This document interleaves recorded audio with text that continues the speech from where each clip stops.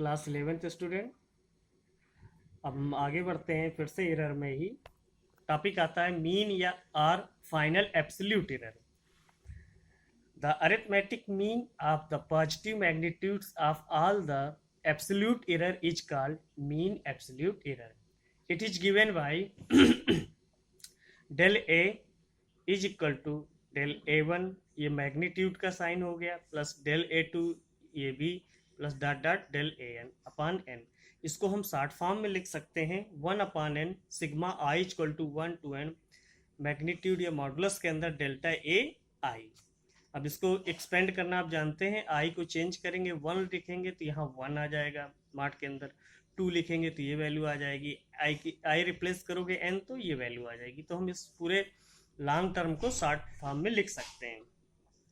Thus the final result of the measure of a physical quantity can be expressed as a is equal to a bar plus minus del a bar. Clearly any measured value of a will be such that a bar minus del a bar less than or equal to a या less than or equal a bar plus delta a bar।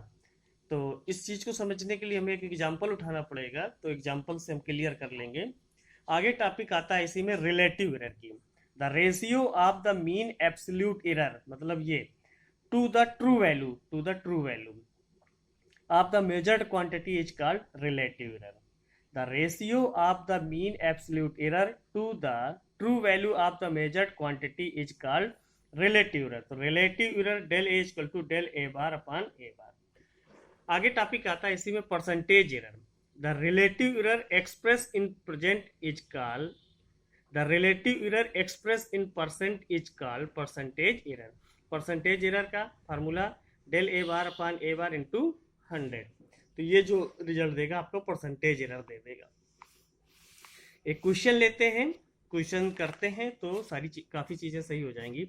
The length of a rod as measured in an experiment was found to be 2.48 metre, 2.46 metre, 2.49 metre, 2.50 metre and 2.48 metre. कोई experiment आप कर रहे हैं, perform कर रहे हैं, और वो एक्सपेरिमेंट ये है कि एक कोई रॉड है, उसकी लेंथ मेजर करना है। आप लेंथ मेजर करते हैं तो आप कुछ इस तरीके से रीडिंग देते हैं, 2 ये समथिंग रीडिंग देते हैं। तो क्वेश्चन बन गया फाइंड द एवरेज लेंथ। फिर आगे क्वेश्चन बना the absolute error in each observation. फिर आगे क्वेश्चन आया परसेंटेज एरर। ये सारी चीजें कैलकुलेट करनी है। तो सोल्यूशन पे चलते हैं। एवरेज लेंथ के लिए कितने कौन कौन सी वैल्यू आई एक्सपेरिमेंट की? 2.48, 46, 49, 2.50 एंड 2.48।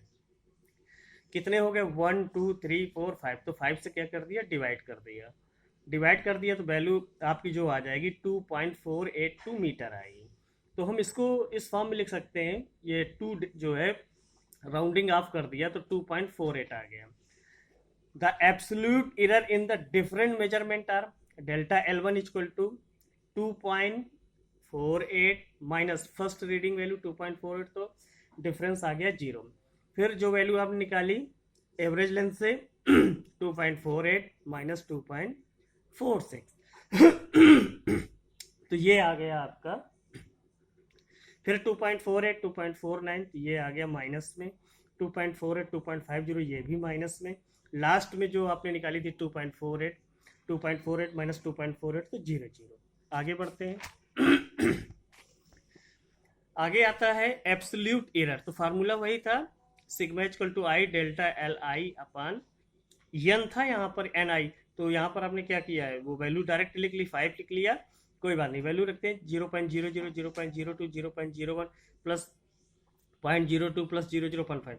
यहाँ क्वेश्चन है कि ये आप कर सकते थे कि सर यहाँ पर कुछ वैल्यू माइनस में आई थी, आपने प्लस में ले लिया। तो थोड़ा सा यहाँ ध्यान दे लो, मॉडुलस के अंदर अगर कोई वैल्यू लिखी जाती है, मॉडुलस के अंदर कोई वैल्यू हम लिख देते हैं तो वो हमेशा पॉजिटिव ली जाती है। तो ये क्वेश्चन आप क्लियर हो गया। ऐड करेंगे 21325 5 अपान 5 0.01 मीटर।